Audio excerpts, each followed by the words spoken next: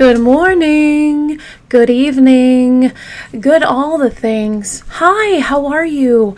I am Catie Brannon, and this is Tea Time True Crime with Catie, where we just hang out together and talk about true crime. But even though I'm talking about horrific things, I send nothing but positive, good energy. And I am surrounded with very strong protective crystals. And also I have lit white candles around me. Yep, both sides. And this is the kind of true crime, you guys. This episode is not for the faint of heart, which I know a lot of true crime is very upsetting, but this goes to another level. This actually leaves us with more questions than answers, but it ends with a death penalty. I know, it's rare. And this human garbage is going to get, euthanized, we shall say, May 2024. Yeah, and you're probably wondering, whoa, Catie, that is insane. I know. But I'm gonna tell you this horrific story of a young girl that was taken way too soon. If it's your first time joining us, hi, welcome, hello, True Crime Kitty Cat. Like I said, nothing but good vibes here, but this is all things true crime, perhaps just dark stuff, but said in a very positive kind of way. So usually when I have horrific cases I talk about, I want to make sure that you have a snack.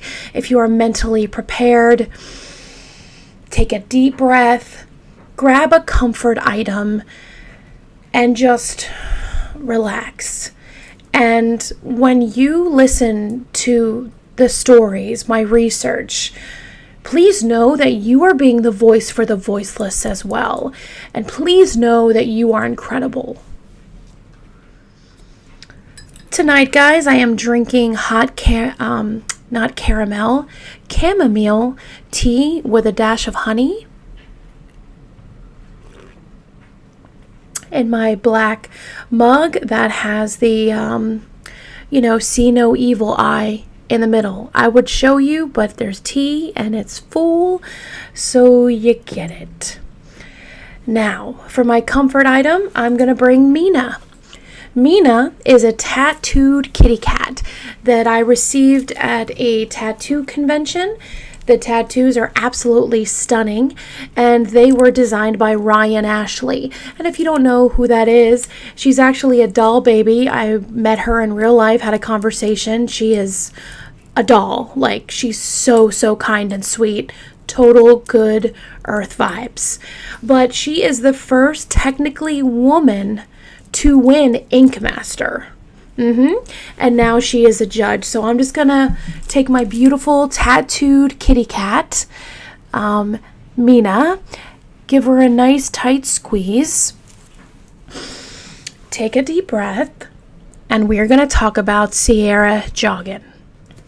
Sierra Joggin, also known as C, was from Ohio. And she actually went to Evergreen High School. She was born on February 11th, 1996. She was one out of 5 siblings. But Sierra was the one who just was, when you meet her, you loved her. She was just adventurous. She loved working out. She loved horses. She was very close to family.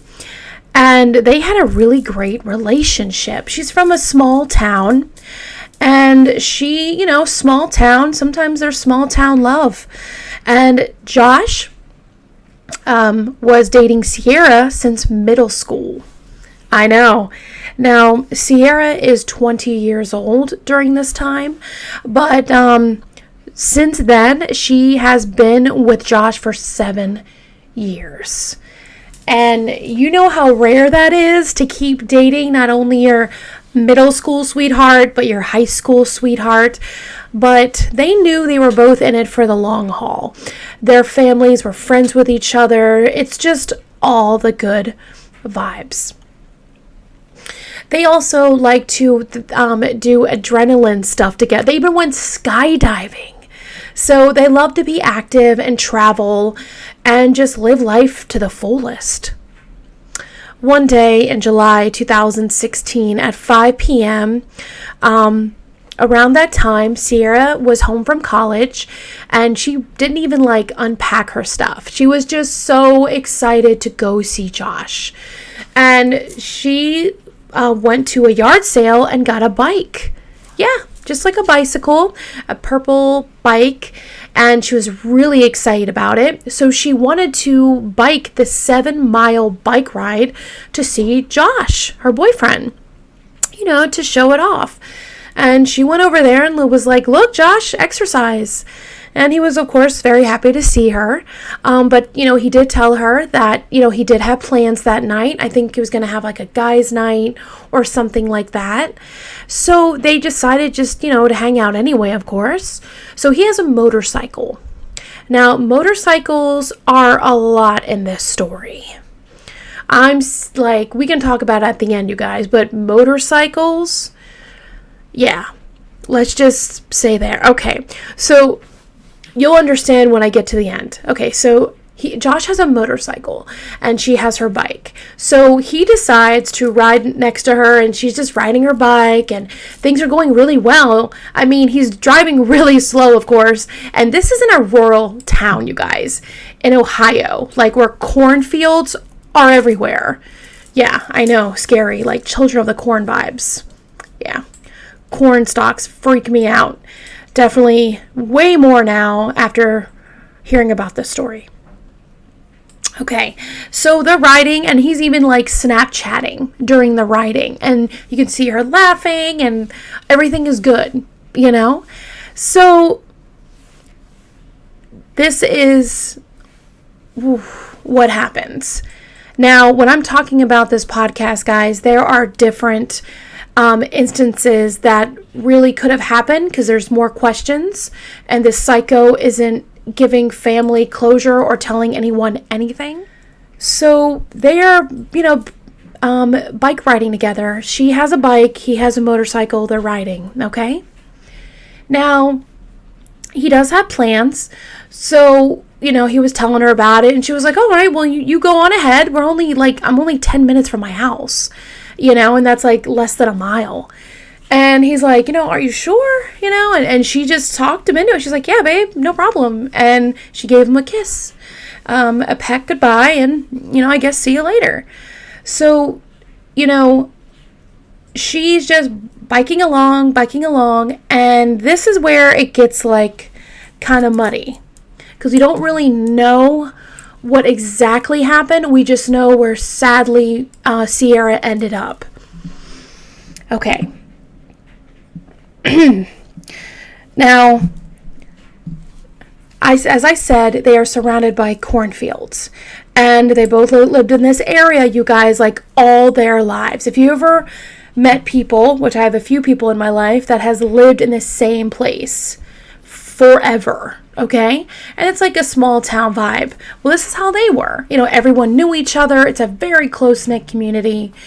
And, so Josh didn't hear immediately from Sierra, and he wasn't worried because he remembered that, maybe she just got caught up in unpacking her clothes and doing her laundry and she forgot to text him. But he started feeling really, really weary at 10 o'clock at night. And he called Sierra's mother. And she thought, I thought, Sierra was with you. And he's like, no, I haven't seen her. So they are frantically driving around. And this is, like I said, in the middle of nowhere, you guys. I mean, there is no street lamps. You can see things with your high beams, kind of. But they were driving around and looking around for Sierra, and they didn't find anything. Now, they thought initially that she was injured because she was riding a bike. It's her brand new bike, and she just wanted to bike ride. Maybe she got hurt, fell somewhere, hurt herself, is injured, and they got really, really worried. But never in their minds what they thought would happen to their poor Sierra.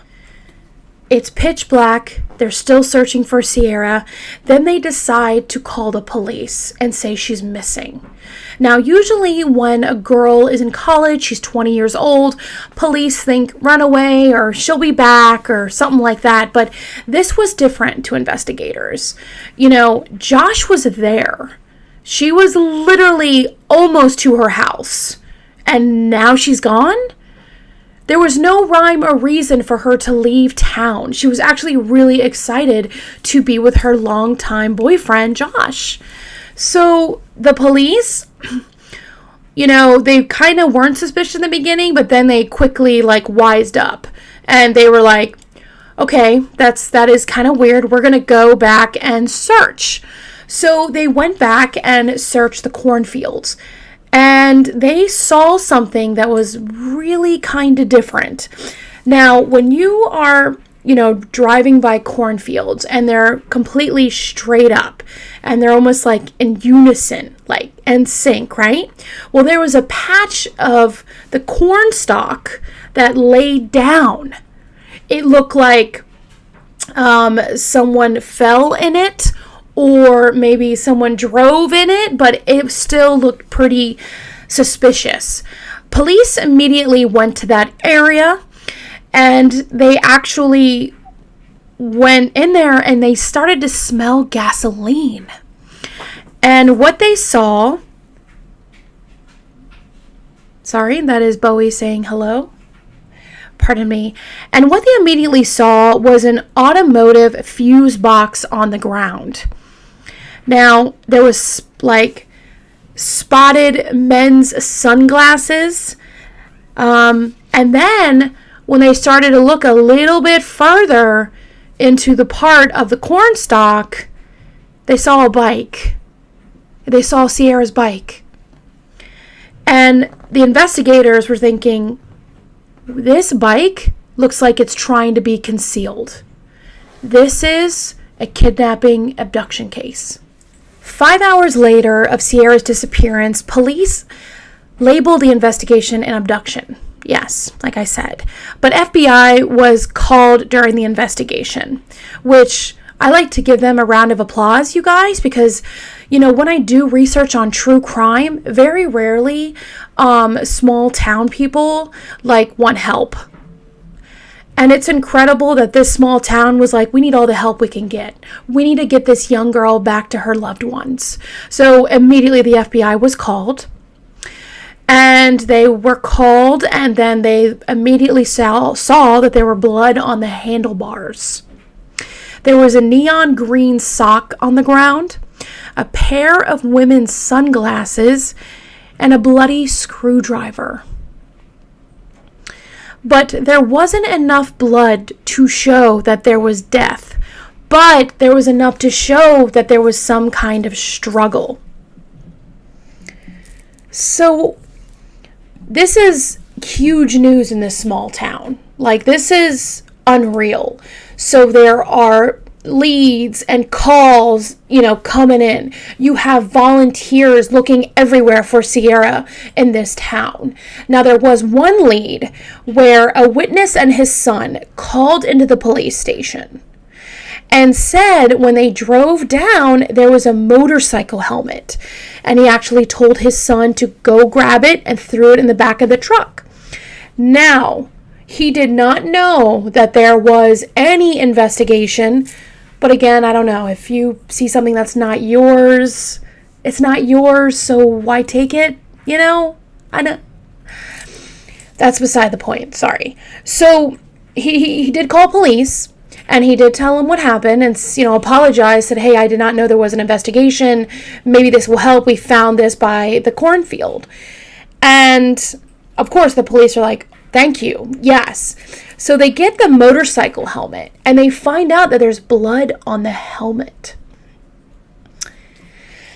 And with this evidence, the police knew it was someone with a motorcycle. I know, and you guys are thinking what I'm thinking, especially what I was thinking. I had to have a quick sip of tea there.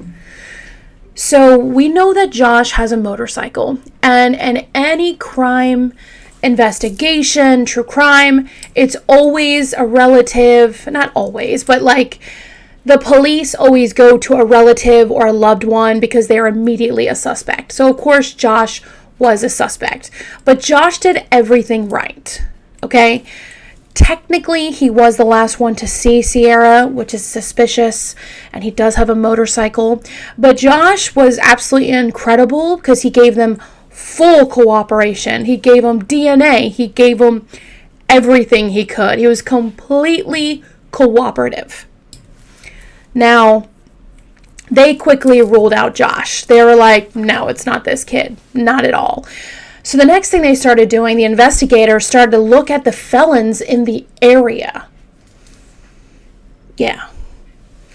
So when they started doing that, they actually came across this guy named James Worley. He lived only a few miles where Sierra's bike was found. His past crimes were actually similar to what happened to Sierra. He was actually a violent alcoholic due to ex-girlfriends and ex-partners. And he actually also got in trouble for growing and possessing marijuana. But this right here, guys, chills. Are you guys ready? I don't know. Are you ready? Okay, I'll stop teasing you. July 4th, 1990. Robin Gardner was 26 years old and she was riding her bike. And she was in the cornfields. Now, this is broad daylight, you guys. She was riding her bike and she heard a truck behind her. So, she moved along to let the truck pass. Well, when it didn't, she sped up. And she was like, all right, what the. She sped up, but the truck hit her. It hit her back tire. And then she actually launched over her handlebars and into the ditch. James Worley got into the ditch to check on Robin. And he's like, oh, are you okay? And she's just like, yeah, she's a little bit like, stunned, but she turns around for a second to look at her bike, and then James struck her in the head with a hammer. What? Yeah. So he grabbed Robin, and she is like, discombobulated after getting hit in the head with a hammer. So he grabs her, puts her in a chokehold, and held a screwdriver to her throat. Sounding familiar, guys? Screwdriver. She was riding a bike. Sierra had a bike. There's a screwdriver found at the scene. Okay, you're with me, baby birds. I can feel it.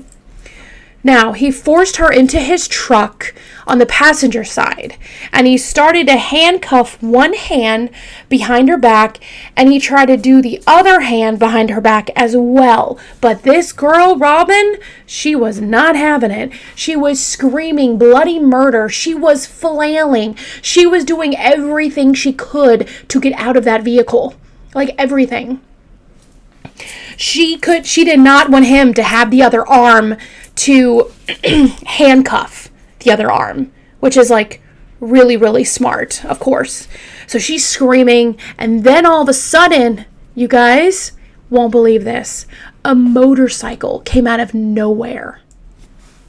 Yep, a motorcyclist came out of nowhere driving down, and all of a sudden, James stops for a second, and that second was enough for Robin to wiggle and grab her wrists right away. Like she just yanked her wrists as hard as she could, and she slammed herself on the door and got herself out of the passenger door and ran to the motorcyclist.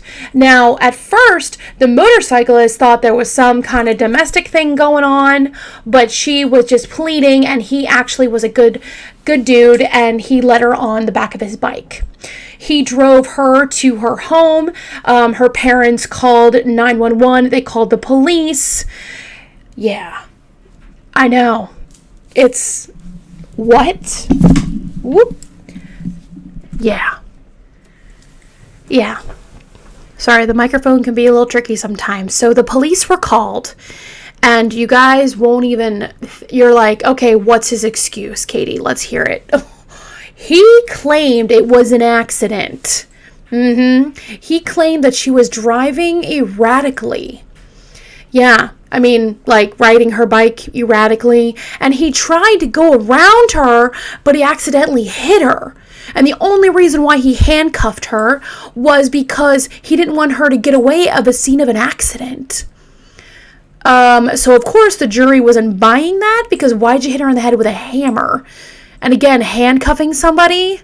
What? So he had 6 to 10 years in prison for abduction and kidnapping. But he got out, you guys, in only 3 years for good behavior. What? I know. He had a mechanic shop. He also collected disability. Him and his mom had a very close relationship. I mean, I was reading, like, I don't know if it's rumors or people trying to, like, sensationalize things, but it's pretty gnarly, you guys. I mean, they talked about being really, really close. Like, you know, take care of her son. I don't know in that kind of way. I don't want to go there, but I will go in the way of, like, Norman Bates. If you guys seen that. Yeah. Norman Bates, like, she would do whatever she could for her son. They apparently watched really gross things together. I don't know if that's 100% true. To watch pornography with your mother is just disgusting.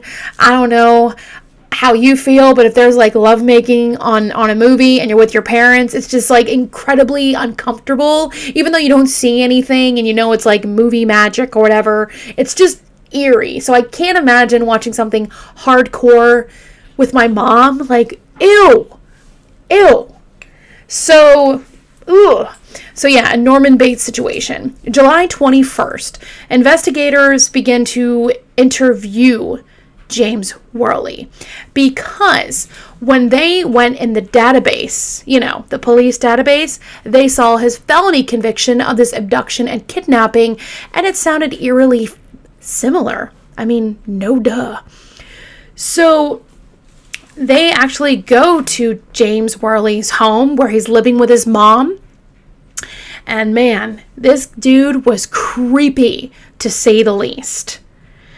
So just to let you know, if you want the full interrogation video, it's like, I think almost an hour, 45 minutes. It's very well done. It made my skin crawl. But you can hear police and investigators go to his home and interview him. And this guy had like not only narcissistic tendencies, but antisocial. It's just creepy. And I'm about to go to Creep Town. And it's just not good at all. So the dates are kind of weird. I keep seeing different kind of times.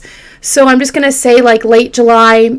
I read that July 19th, he said that, you know, his motorbike, when the police were there, actually said that it misfunctioned. It like malfunctioned. And he basically put himself at the crime scene, which investigators were really weirded about that. Like, oh, okay, so this is your bicycle helmet. And yeah, because he was saying that, you know, and then he found this bike and he wanted to take the bike, but he realized, you know, he couldn't take the bike. It was just really weird. It was just, yeah. So investigators are kind of like, you know, their bells are coming off right now. They're like, okay, can you show us around the house? And, you know, James like, well, why? Pretty much. And again, you can listen to the whole interview. I totally recommend it. It is like in the mind of a psycho. So investigators see this barn and they're like, can we go in this barn? And again, he has every right to say no or whatever, which makes him look really suspicious. But he wanted to really clear his name, so to speak. So to clear his name, he let the police investigate whatever they wanted to do. You know, he gave them permission. You can clearly hear it on the tape. So then all of a sudden, the things that they find, it just, like, the woman investigator, she just, I mean, she couldn't, not saying she couldn't handle it, but you could hear her get aggravated toward the interview because she walked into something that was more horrific than she could ever imagine. And all James was saying that he actually was trying to build a XXX studio, and, you know, it's just being developed, you know, where he films pornography and stuff like that. And, you know, all the stuff that they found in the plastic bags, which we will get to that, is that they're supposed to be gifts for women. What? I'm sorry, what? Hell no.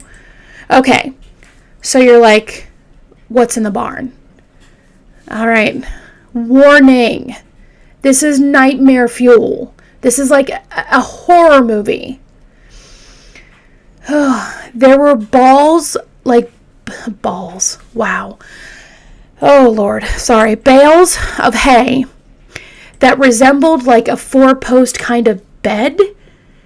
And the area, where the mattress would go wouldn't be there. But then there was this big plank of wood on the side of the barn where they moved the plank of wood and they found a partially deflated air mattress. The door of the barn, like the inside of the door, was painted black. There was a green crate that was close to that bale of hay that represented a bed. And when they opened it, they were horrified about what they saw.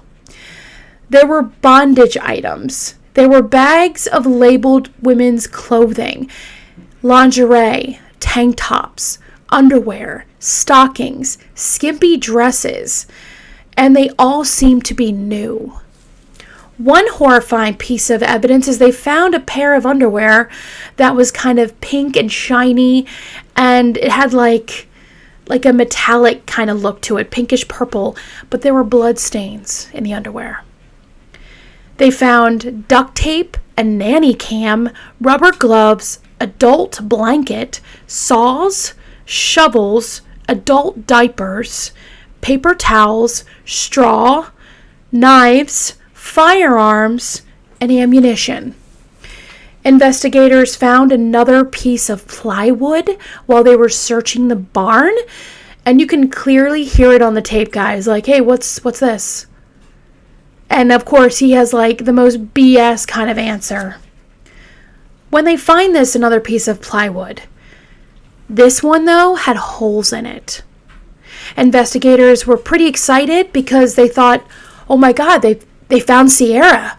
There's a hidden plank in this barn with holes in it. She's got to be in there. You know, she's scared, but she's not hurt. She wasn't there, you guys. A huge blow to the investigation. Now, you can hear James in the tape, like, just deny everything. And, you know, they're asking where she is, and he doesn't know what they're talking about. You know, that kind of asshole. So under the plywood into the ground, with the holes in the wood, there was a freezer inside. And the freezer had some kind of, like, rope around the freezer. Like it just was so haunting. It was like whatever was in it, it could not get out. Yeah. Had some kind of like, I feel like it's like a restraint. It's not really a restraint, but it's something to cover up the freezer. Like I said, that you can't open the freezer without, like, you know, taking apart this rope kind of material. It wasn't like rope material, you guys. It just reminded me of kind of like a seatbelt material, but it was like brown. even though it wasn't a seatbelt, it was like that thick. You know, I'm just trying to put that in your heads. Like, that's what it. So, of course, they opened the freezer, and inside it just reeked of bleach. And there was carpet. But there was nothing in there except those horrible, that horrible item of carpet with bleach smelling. Now, of course, the police are like, why do you have this? Why do you have a freezer that's like underground? Like, I don't understand, And he just said that's where he stores his marijuana. And the police, of course, they weren't buying it. They were not buying it at all. So they started to go through James's truck and found zip ties, gloves, handcuffs, ski mask, rope, tape. I mean, it is like just awful. I mean, I can't even imagine the investigators, you guys. Like, they're trying to find this girl. You have the whole town looking for her. And this just does not smell right. Like, at all. And of course, by these sick, macabre findings, they want to take him in for interrogation, for questioning.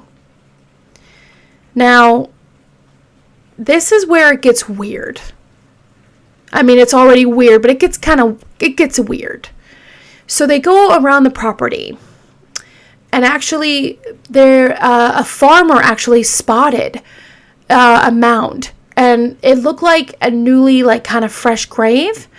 So they actually were really, they're like, oh my gosh, we found Sierra, let's go.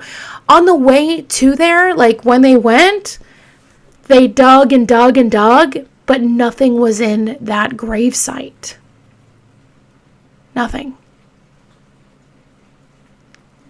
I know.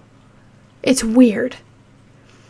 Tragically, though, short time, Sierra was found.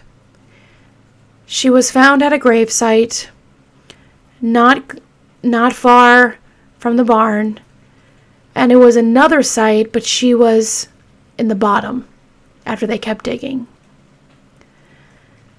Investigators were horribly crushed because this was like racing against the time. Everybody wanted her found. Even people she didn't even know. I mean, this really tore a town into pieces.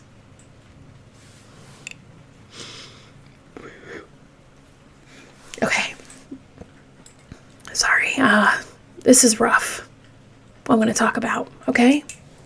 It's already rough, but it's about to get way worse because how her body was found, the condition, nightmares. Poor Sierra.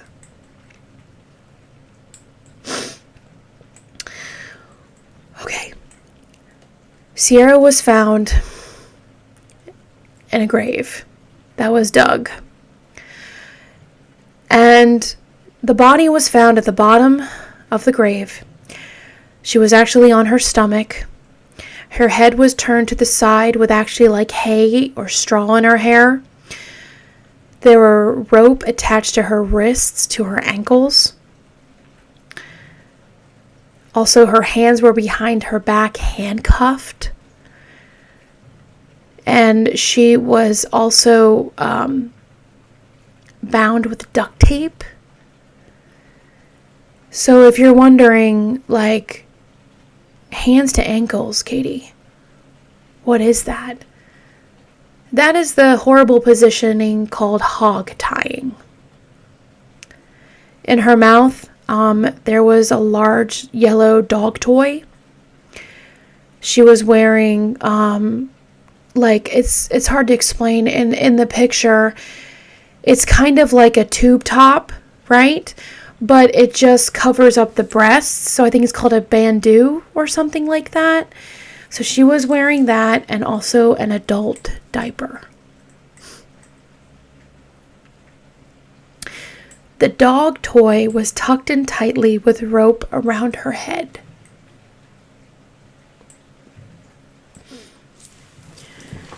Oh, man.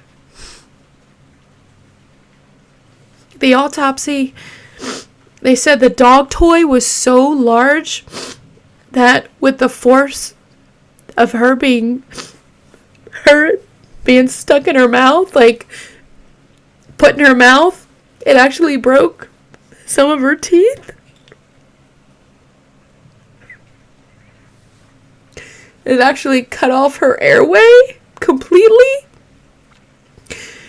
And it led to asphyxiation.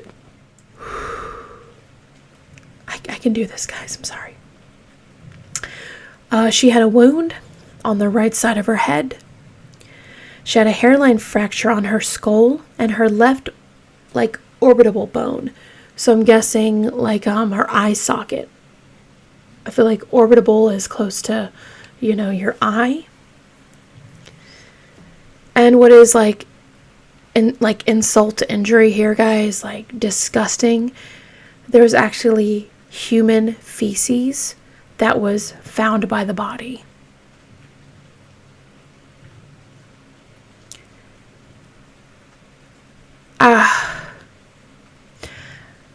I pray that he knocked her out and her terror and torture was really short-lived.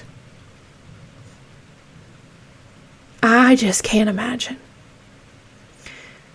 But sadly, my true crime kitty cats, it doesn't look that way. With her wearing the adult diaper, with the blood in the underwear, with the rubber gloves, and there was sperm on that adult blanket. So, yeah. The autopsy said there was, it didn't look like any, sexual assault. But, also what is horrible is that I also read that sexual assault doesn't always mean, the genitals being together in a forceful way with his toys and his bondage box and his rubber gloves and the blood. I think you really hurt her. I think she went through hell.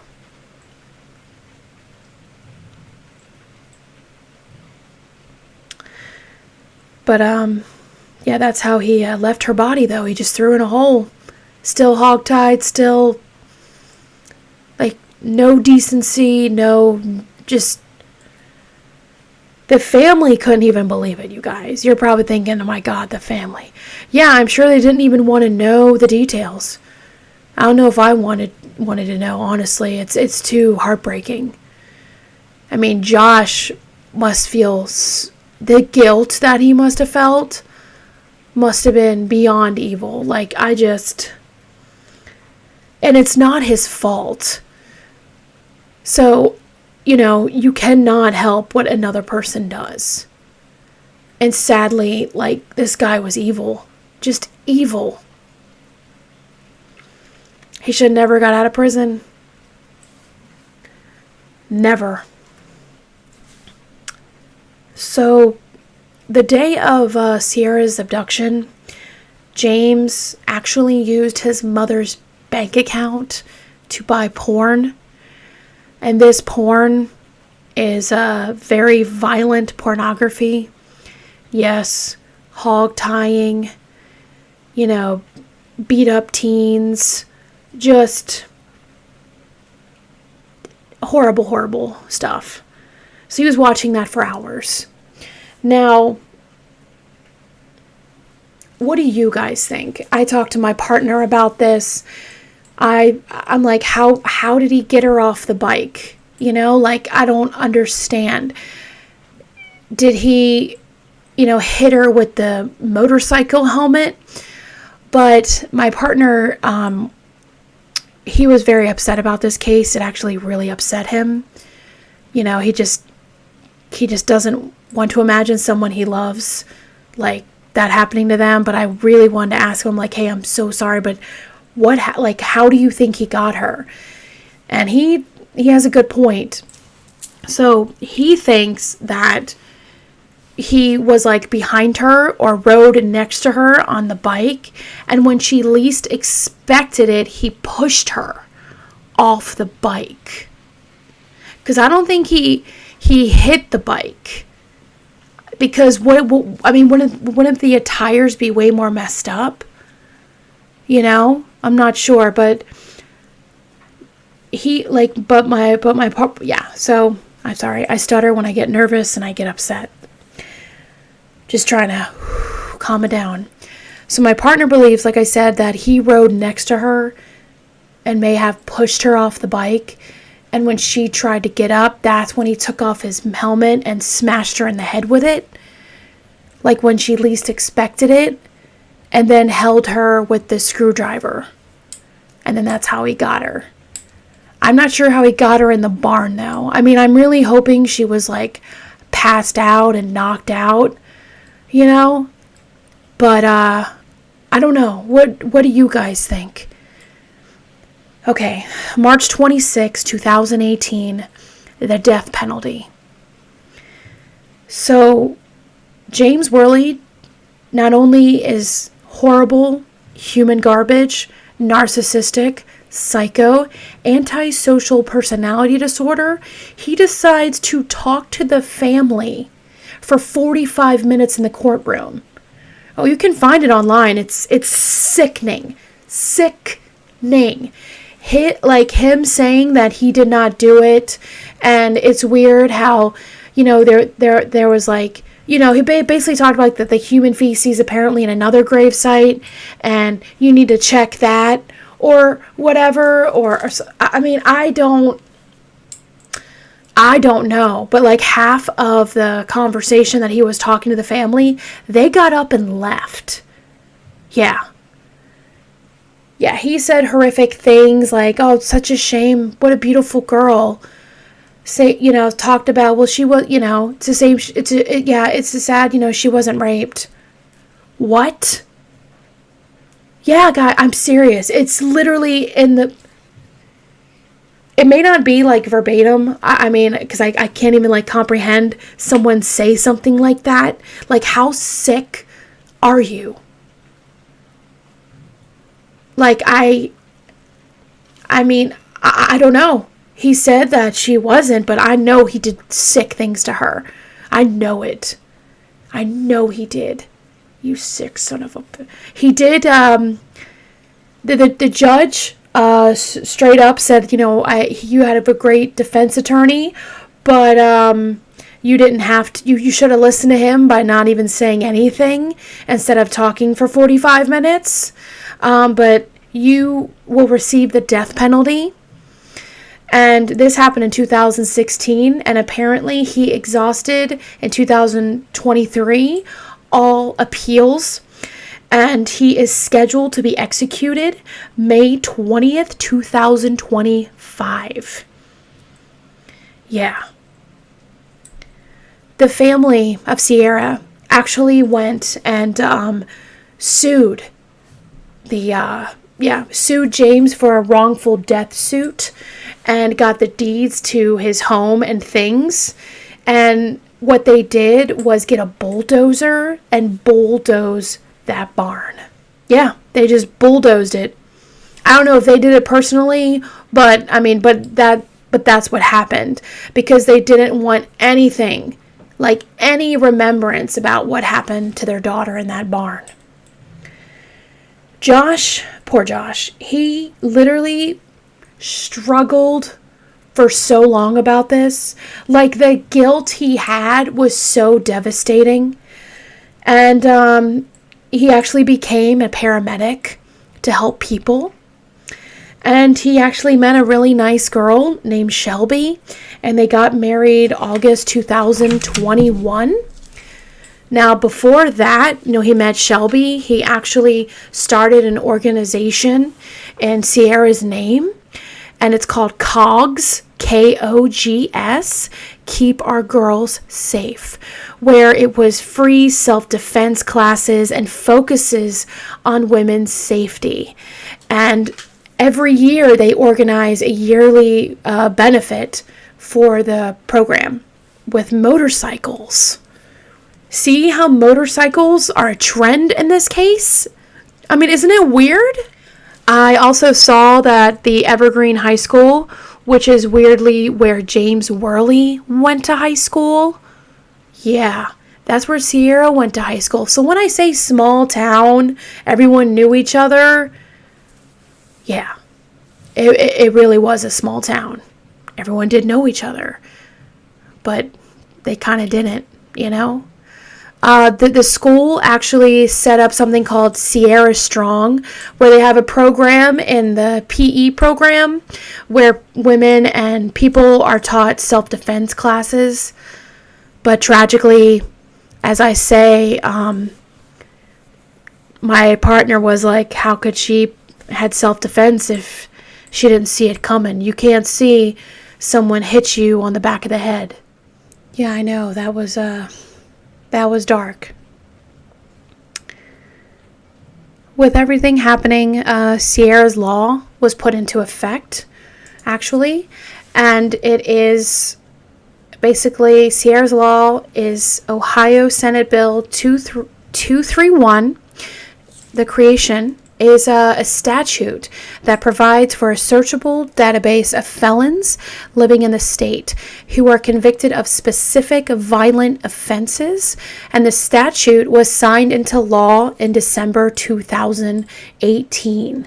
So actually, they're trying to get this law, you guys, and have it pertain to all the 50 states, which I think they should.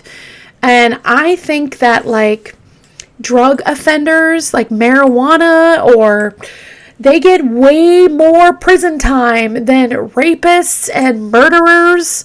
And this dude smashed a girl with a hammer in the head and got 3 years. What? What do you guys think about this case? It is really, really sad. And I send nothing but love and positive vibes to the families that, or the loved ones involved in this case. I don't understand why they let him out. I don't. I mean, I do believe people need a second chance. I do. But if you are a kidnapper and a sexual offender and look up horrible, violent porn towards women, I mean, like, you may think like, oh, it's just kinky, Catie. No, I'm talking about women who are crying and being gagged, and it just looks like they're being horribly raped. I mean, I just don't think that is okay. I mean, that's where I kink shame. I usually don't kink shame, you guys, but when you're into that kind of fantasy where women are being slapped and punched and just hurt really bad and they have bruises on their body, I don't understand how that's attractive. I don't get it. But I do want to say that I forgot to mention, I have it in my notes here, I don't know how I skipped over that. When the police were over at James' house, they noticed scratches and bruises on him. Yeah, that's more terrifying. That means that, like, she fought. She fought.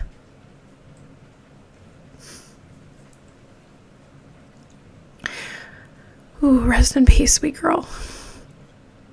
Yeah, sorry. That was just a lot.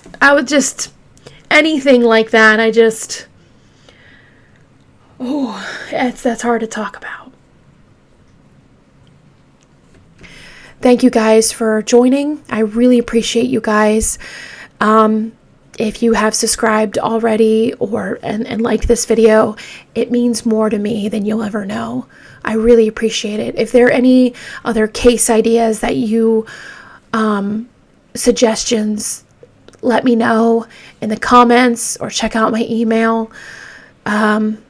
Please know that you are awesome and you are loved and you are cherished.